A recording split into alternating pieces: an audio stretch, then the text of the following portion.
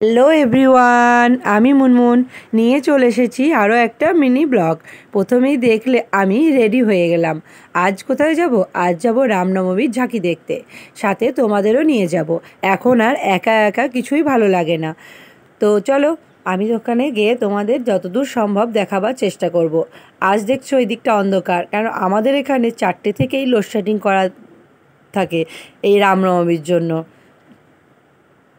ওই দেখো কত দাদা ভাইয়েরা লাঠি খেলা শুরু করে দিয়েছে।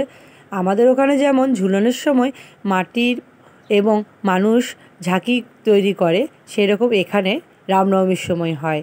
রাম, সীতা, লক্ষ্মণ, হনুমান এগুলো সব মাটিরও হয়, আবার জ্যান্ত প্রতিমাও হয়। দেখেছো কত সুন্দর? এগুলো কিন্তু জ্যান্ত মানুষ সেজেছে, এইগুলো হচ্ছে মাটির। তারপরে আমরা এই দিকটাতে খুব ভিড় ছিল, শরবত এবং প্রসাদও দিচ্ছিল, সেটা শেয়ার করতে পারলাম না, লোডশেডিং ছিল তো। দেখেছো কৃষ্ণ ঠাকুর কি সুন্দর বাঁশি বাজাচ্ছে। তারপর কিছু সেলফি তুলে দুজনে